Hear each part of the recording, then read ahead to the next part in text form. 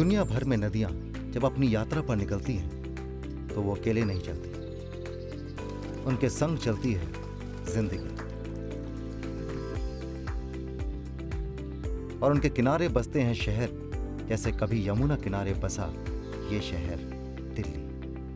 वैसे तो कहते हैं अभी दिल्ली दूर है, लेकिन मेरे लिए नहीं। मेरे लिए अब दिल्ली दूर नहीं। जैसा कि आप जानते हैं कि रग रग में गंगा सीजन 2 में मैं सिर्फ गंगा के संग नहीं बल्कि गंगा की सहायक नदियों के साथ में भी सफर कर रहा हूं। तो इसीलिए मैं अपनी पावन यमुना के साथ पहुंच गया हूं दिल्ली। दिल्ली नाम सुनते ही प्रशासन, हुकूमत, ताकत, इतिहास, संस्कृति, खान पीन और न जाने कितनी और चीज़ें जहन में आती हैं। तो अगर मैं चाहता तो दिल्ली का अपना ये सफ़र किसी भी प्रतिष्ठित स्थल से या किसी भी प्रख्यात जगह से कर सकता था, लेकिन मैं अपने दिल्ली का सफ़र शुरू कर रहा हूँ एक ऐसी जगह से जहाँ से यमुना दिल्ली में प्रवेश करती हैं। ये जगह बहुत ही प्रख्यात या बहुत ही प्रतिष्ठित तो नहीं है, लेकिन मेरी नज़रों में दोनों होना चाहिए और उसके साथ साथ इस जगह की कद्र भी होनी चाहिए, क्योंकि ये जगह दिल्ली के लिए बहुत अहम है और दिल्ली के पर्यावरण के लिए एक बहुत बड़ा रहम है।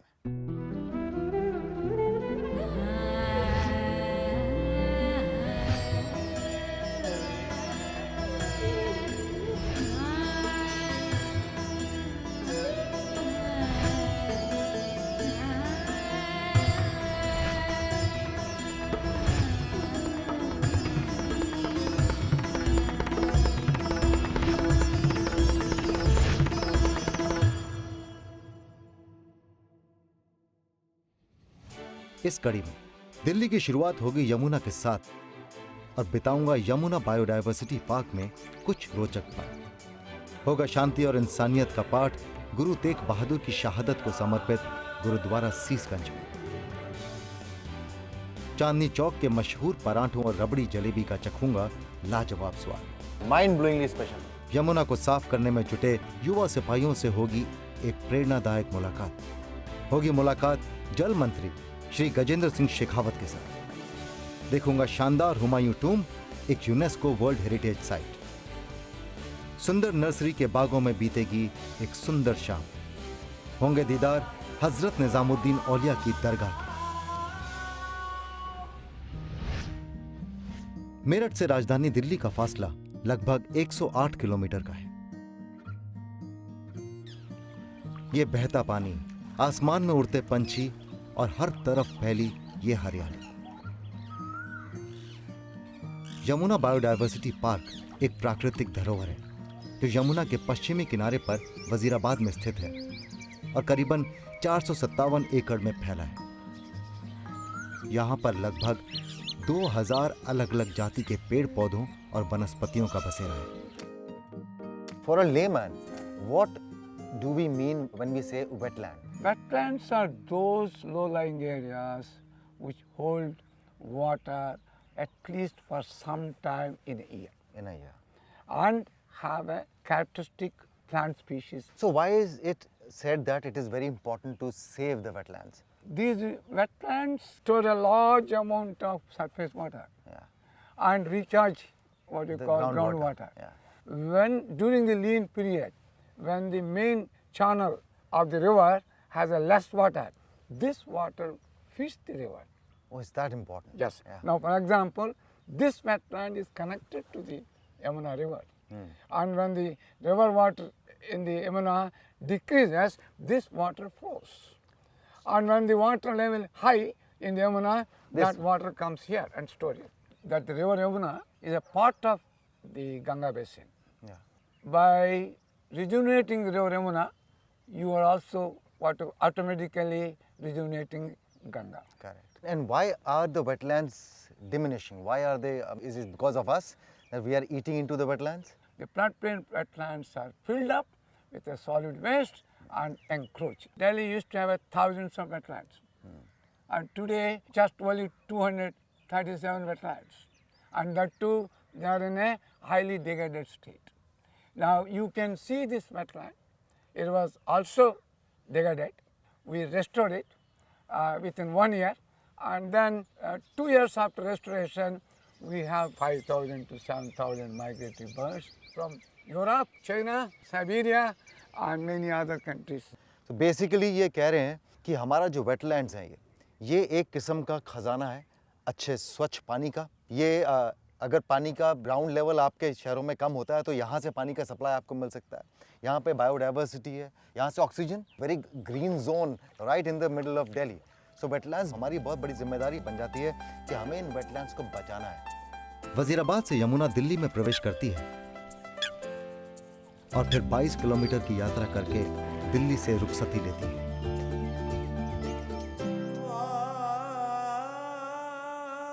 गुरु तेग बहादुर जी को नमन करता सीसगंज गुरुद्वारा। मैंने गुरुद्वारे में प्रवेश करने से पहले गुरु तेग बहादुर साहिब के 3 शिष्यों की शहादत को प्रणाम किया, जिनकी शहादत की याद में गुरुद्वारे के बाहरी भाग में एक मेमोरियल भी बनवाया गया है। दिल्ली के ऐतिहासिक चांदनी चौक में स्थित इस गुरुद्वारा शीशगंज ने आज भी सिखों के 9वें गुरु श्री गुरु तेग बहादुर की शहादत को जीवित रखा हुआ है। किसी और के धर्म के लिए अपना शीश चढ़ा देना, ये काम सिर्फ एक गुरु ही कर सकता है और ये बात सिर्फ एक गुरु ही सिखा सकता है। ये जो हल्की हल्की आपको पीछे गुरुबानी की आवाज़ सुनाई दे रही है, अगर इस गुरुबानी का अर्थ हम समझेंगे, यकीन मानिए खुद पे एक उपकार करेंगे।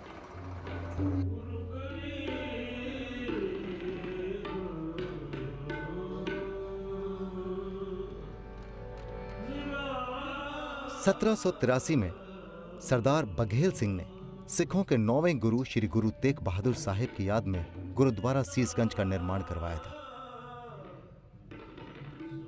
सेवा, सिमरन और शांति का यह स्थान सिखों को ही नहीं बल्कि पूरी मानव जाति को इंसानियत का पाठ पढ़ाता है।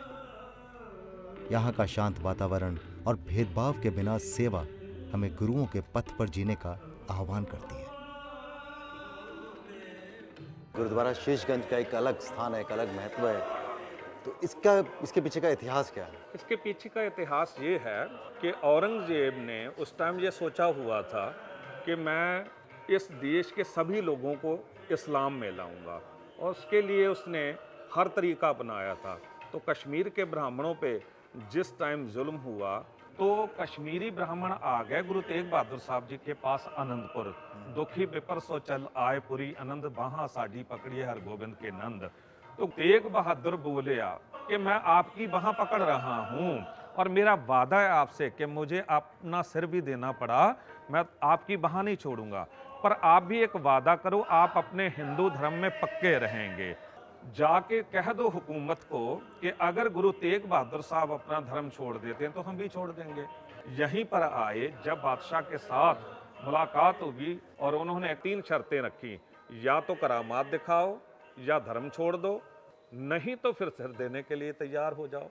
गुरु तेग बहादुर साहब जी ने कहा करामात हम दिखाएंगे नहीं, धर्म अपना हम छोड़ेंगे नहीं, हाँ तीसरी बात जो है शीश देने की हम तैयार हैं। तो गुरु तेग बहादुर साहब जी ने यहाँ पे शीश दिया, और अगर परमात्मा को भाएगा तो शीश उतरेगा नहीं, शीश कायम हो जाएगा। शीश उतरा कहाँ है? शीश तो शीशगंज साहब के रूप में कायम हो गया है। बहुत खूब। वाहिगुरु जी का खालसा, वाहिगुरु जी की फतेह।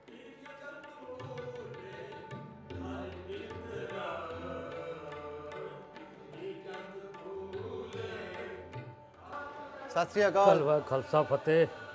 आपको मैं एक राज की बात बताता हूँ, हम बचपन में गुरुद्वारे सिर्फ प्रसाद खाने के लिए जाया करते थे। इसको पैदा होते ही ना जिसके नहीं भी दांत होंगे वो भी इसको छकेगा, और जो बुढ़ा से बुढ़ा होएगा वो भी छकेगा। इसको परंपरा ऐसी गुरु नानक देव महाराज ने चलाई है जी। वही प्रसाद, वही खुशबू, वही स्वाद। आगे उठाऊंगा भरपूर स्वाद चांदनी चौक के मशहूर पकवानों का। होऊंगा शामिल यमुना नदी के सफाई अभियान में। जल मंत्री श्री गजेंद्र सिंह शेखावत मुझे बताएंगे कैसे हो रहे हैं गंगा को बचाने के प्रयास। चांदनी चौक, जिसे आप दिल्ली का दिल भी कह सकते हैं, इसका निर्माण 17वीं शताब्दी में शाहजहां की बेटी जहां आरा बेगम ने करवाया था। जहां आरा ने यहां पानी का एक हौज बनवाया था, जिसको चांदनी रात में देखने का एक अलग ही नजारा होता था। इसी वजह से ये चांदनी चौक के नाम से जाना जाने लगा। दिल्ली का ऐतिहासिक चांदनी चौक, सामने लाल किला और ये चांदनी चौक। खरीदारों के लिए ये एक गढ़ है, एक मंडी है। जो आप सोचेंगे आपको यहाँ मिलेगा। खाने का सामान मिलता है, दिवाली का सामान मिलता है, होली का सामान मिलता है, साइकिल के पार्ट्स मिलते हैं, बिजली का सामान मिलता है। मैंने सही कहा भाई साहब? और क्या क्या है जो मैंने छोड़ दिया वो मिलता है यहाँ पे? कपड़े मिलते हैं। मतलब आप जो सोचेंगे वो आपको यहाँ मिलेगा। बताइए कभी ऐसा हुआ है गगन जी कि सवारी ने आपको घुमाया हो?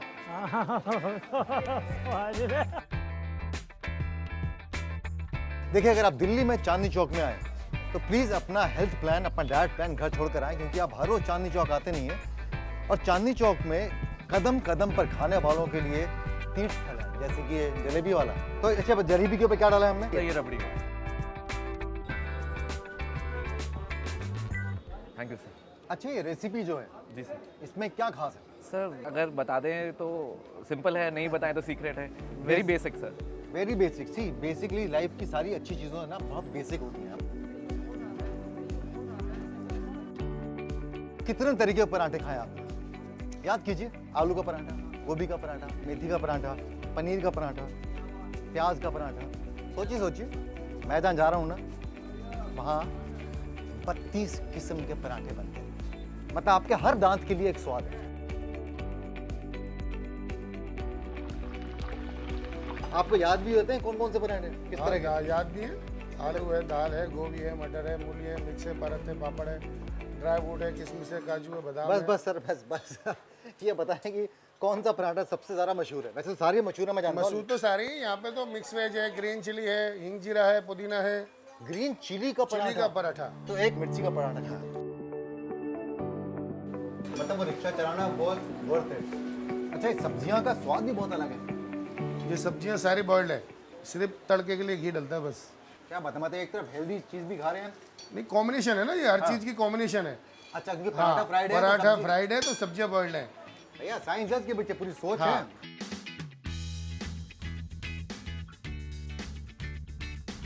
इससे अच्छा डेजर्ट नहीं हो सकता इन पराठों की डिश के साथ में।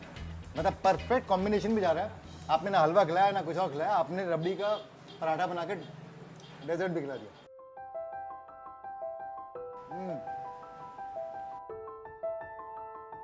यमुना अगर मुझे दिल्ली लेकर आई तो दिल्ली की इस यमुना को देखकर यूं समझिए आंखें भर आई। यहां पर यह सिर्फ कहने के लिए एक नदी है, देखने से तो ये एक बहता हुआ नाला नजर आता है। लेकिन नमामि गंगे ने दिल्ली में यमुना को बचाने के लिए एक बड़ी पहल की है। नमामि गंगे 2419 करोड़ की 13 परियोजनाओं पर काम कर रहा है, जो 1385 MLD सुएज को ट्रीट करेगा। इसके अलावा नमामि गंगे अलग अलग सामाजिक समूहों के साथ मिलकर हमारे उस सपने को जिंदा रखे हुए है कि एक दिन यमुना यहां पर फिर एक नदी के रूप में बहेगी और उसकी निर्मलता एक बार फिर हम सबको छुएगी। क्या लगता है आपको, क्या कर रहा हूं मैं? अपनी मदद कर रहा हूं। वो कर रहा हूं जिसे करने के लिए किसी के कहने की जरूरत नहीं पड़नी चाहिए। क्या आप अनुमान लगा सकते हैं कि इस समय जहां मैं खड़ा हूं ये यमुना का तट है? जी हाँ, यमुना का एक अलग चित्र होगा आपके दिमाग में, पर यह हकीकत है। नहीं, ऐसी नहीं थी यमुना, हमने ऐसा बना दिया। जो पर्यावरण को क्षति हम अपनी लापरवाही से पहुंचाते हैं, खुद अपने जीवन को पहुंचाते हैं, उसे ठीक करने के लिए ये नन्हे नन्हे हाथ थोड़े कम हैं। जज्बा यही चाहिए, पर हाथ करोड़ों चाहिए। क्या आप अपना हाथ देने के लिए तैयार हैं? ये आप तय कीजिए। पर मैं आपको बता दूं कि ऐसे बहुत से लोग हैं जो अपना हाथ देने के लिए तत्पर तैयार रहते हैं, जैसे भावना। तो सबसे पहले ये क्यों और ये ख्याल कहाँ से आया? हमारा एम ये है कि हम बच्चों को और युवाओं को नमामि गंगे प्रोग्राम के साथ जोड़ें। उसके लिए हम लोग एक क्विज़ करते हैं जो कि एक ऑनलाइन क्विज़ है, जिसमें पिछले साल 1 मिलियन प्लस बच्चे जुड़े। जहाँ जहाँ बच्चों से जुड़ते जाते हैं उनको हम यहाँ लेके आते हैं। उनको हम कहते हैं कि आइए आप देखिए कि नदियों के घाट का क्या हाल है। उसको हम कहते हैं मेरी यमुना मेरे घाट। पर्यावरण हमारी सांस है, पर्यावरण से ही हमारा अस्तित्व है। अगर हम सिर्फ अपने बारे में सोचेंगे तो हमारा पालन पोषण कौन करेगा?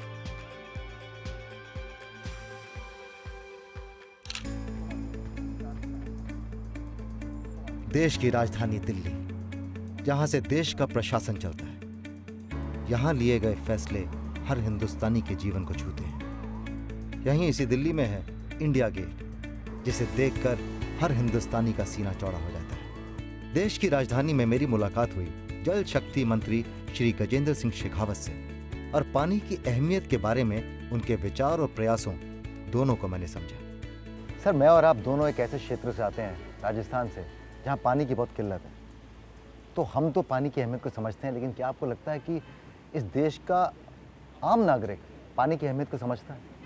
पश्चिमी राजस्थान के ऐसे क्षेत्र जहाँ देश की लगभग सबसे कम बरसात होती है, जो कुछ थोड़ी बहुत बरसात होती थी उसके पानी को सहेज करके रखना और उससे साल भर अपना काम चलाना, ये सामान्य संस्कार और संस्कृति का हिस्सा था। लेकिन देश में एक बहुत बड़ा हिस्सा ऐसा है जहाँ वो किल्लत नहीं है, इसीलिए वो किफ़ायत भी नहीं है और इसीलिए वो सेंस ऑफ रिस्पॉन्सिबिलिटी भी नहीं है। और दूसरी सबसे बड़ा समस्या ज़मीन से निकलने वाला पानी, जितना हम निकालते हैं, दूसरे और तीसरे पायदान पर खड़े अमेरिका और चाइना दोनों को अगर जोड़ दें तो भी उससे 1.5 गुना हम विड्रॉ करते हैं। और इस अति दोहन के कारण से हमारे स्रोत लगातार सिकुड़ते जा रहे हैं और ज़मीन में पानी या तो समाप्त हो रहा है या उसकी क्वालिटी डिटोरिएट हो रही है या और गहरे से गहरा नीचे उतरता जा रहा है। इसलिए भूगर्भ के जल को वापस भरना हमारी आज सबसे बड़ी चुनौती है। आज तक हमने सप्लाई साइड मैनेजमेंट पर काम किया कि पानी कहाँ से आएगा, लेकिन अब नई सोच के साथ में कि हम डिमांड साइड को मैनेज करें, एक एक बूंद के पानी का कैसे उपयोग कर सकते हैं और वापस हमारे जल स्रोतों को स्वच्छ बनाए के रखने के लिए कैसे काम कर सकते हैं, इस दिशा में हम काम करें। सर, अगर गंगा की बात करें, जितने भी सरकार के जो प्रयास हैं वो मैंने खुद बहुत करीब से देखे हैं। तो अगर ये प्रयास नहीं किए जाते गंगा के ऊपर, तो आज गंगा की स्थिति क्या होती? दुनिया भर में जब नदी के ऐसे अशुद्धिकरण के प्रयास की चर्चा जब होती है तो थेम्स हो, राइन हो या डन्यूब हो, जो लक्ष्य उन्होंने 30 साल में हासिल किया है, उस मुकाम तक लगभग हम पिछले 5 साल के कालखंड में पहुँचे। हमारी जो नदी है वो लिविंग रिवर है, उसके जैसी कहीं भी परिस्थिति नहीं होगी। देश की 40% आबादी प्रत्यक्ष परोक्ष रूप से गंगा पर निर्भर है। मैं आज जिम्मेदारी के साथ में ये बात कह सकता हूँ, आज इतनी लंबाई की सर्वश्रेष्ठ 10 नदियों में हमारी गंगा भी एक है। पिछले 5 साल में इंटीग्रेटेड मैनर में हमने प्रयास किए और न केवल गंगा, गंगा की सहायक नदियाँ, चाहे यमुना होगी या यमुना की सेकंड लेवल ट्रिब्यूटरीज होंगी, कोसी, रामगंगा, गंडक, इन सब पर हमने साथ में काम करना प्रारंभ किया और आज उसी का परिणाम है कि हम गर्व के साथ में कह सकते हैं कि गंगा एक बहुत बड़े स्ट्रेच में आँख मीच करके आप आचमन कर सकते हैं, इस योग्य पानी बना है। बहुत खूब सर, बहुत खूबसूरत। Sir, thank you very much बात करने के लिए, थैंक्स अ लॉट। आगे देखूंगा हुमायूं का मकबरा, दिल्ली की सांस्कृतिक धरोहर का एक खूबसूरत। करूंगा सैर सुंदर नर्सरी के बागों में और जानूंगा उसका इतिहास। हजरत निजामुद्दीन औलिया की दरगाह में उठाऊंगा आनंद, मन को मोहने वाली कव्वालियों का।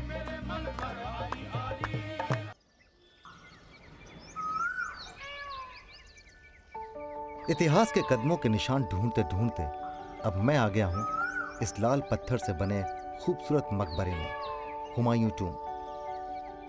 यह बादशाह हुमायूं का मकबरा है, जिसे उनकी पत्नी हमीदा बानो बेगम ने बनवाया था।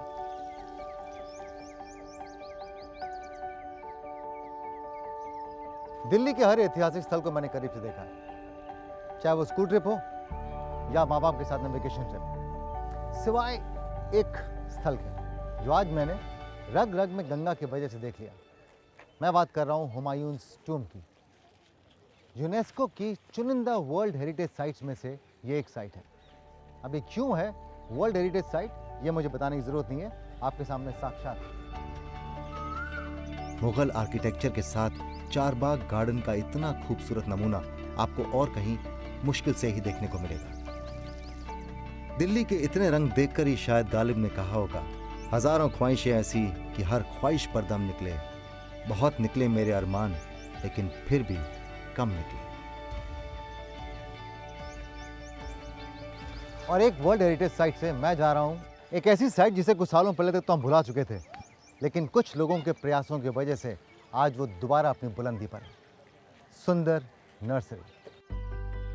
सुंदर नर्सरी, जो कि दिल्ली टूरिज्म मैप पर एक उभरता सितारा है।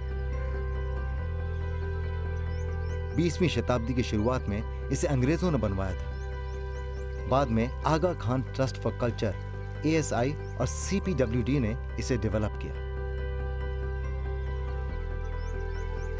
रतीश, क्या कमाल किया है आपने, मुझे ये बताओ, क्योंकि मैं जब भी दिल्ली आता हूँ तो लोग बोलते हैं सुंदर नर्सरी गए। तो लेट्स टेल द व्यूअर्स कि क्या था और क्या बन गया। तो सुंदर नर्सरी की कहानी 14वीं शताब्दी में शुरू होती है। यहाँ हज़रत निज़ामुद्दीन औलिया रहे, उनका यहाँ दफन हुआ। उसके बाद से हर इम्पोर्टेंट राजा, नोबल यहाँ दफन होना चाहा, अपना मकबरा बनाना चाहा। तो 14वीं, 15वीं, 16वीं शताब्दी में यहाँ कई मकबरे ऐसे बने और बिल्कुल चार दीवारी में, बागों के बीच में, जहाँ आज हम खड़े हैं उससे कुछ 100 मीटर दूर तक यमुना नदी बह रही थी और ये सारा नदी का लैंडस्केप है। अभी तो कल्पना करना भी मुश्किल होगा, मतलब आज की जनरेशन को, कि यहाँ पे कभी नदी बहती थी। जी। कहाँ गई नदी? 1960s तक ऐसी हमारे पास तस्वीरें हैं जो नदी बिल्कुल हुमायूं टूम को टच करती है। पता ये अभी तो मतलब कल्पना से बाहर है। खैर, ये बताओ कि ये ख्याल आया कहाँ से इसको रेस्टोर करने का? वर्ल्ड हेरिटेज साइट जब 1993 में डेजिग्नेट हुई तो यूनेस्को इकोमॉस ने हमारे को आदेश दिया गया कि गार्डन को रिस्टोर किया। तो पहले हुमायूं टूम के गार्डन रिस्टोर किए, उनमें पानी वापस रिस्टोर किया और इधर हमने करीब 300 तरीके के पेड़ लगाए हैं। तो एक दिल्ली का एक ट्री म्यूजियम भी बन गया है और 20 मॉन्यूमेंट हैं सुंदर नर्सरी में, विच और 90 एकड़ की जगह है। एंड चाहे 10,000 लोग भी आएँ तब भी आपको एक ऐसा कोना मिल जाएगा जो पानी के तट पे आप आराम से बैठ के किताब पढ़ पाएँ। Lovely, hats off your effort. मैं जाता हूँ, देख के आता हूँ जगह को। इस बगीचे में मुगल काल की 6 इमारतों को वर्ल्ड हेरिटेज साइट चुना गया है। यहाँ आना और इन खूबसूरत नज़ारों को देखना दिन का सबसे दिलकश एहसास है।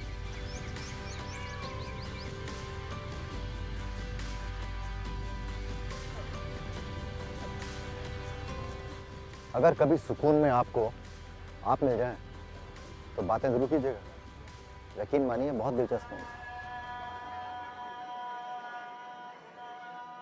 निजामुद्दीन दरगाह सूफी दरवेश हजरत निजामुद्दीन औलिया की दरगाह है, जिसे 14वीं शताब्दी में बनाया गया था।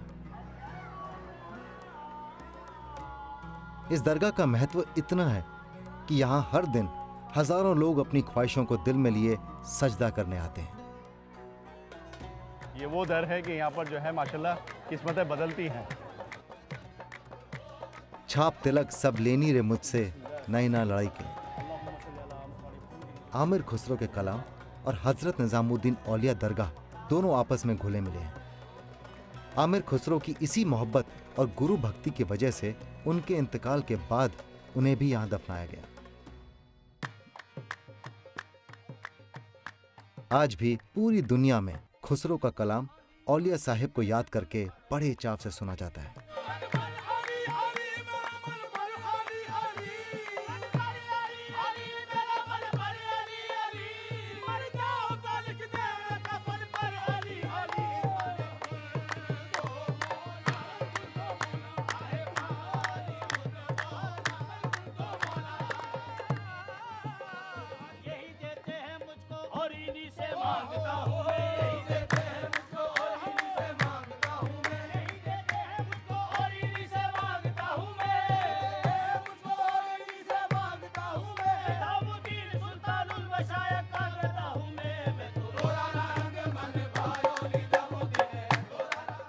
कितना खूबसूरत है हमारा देश।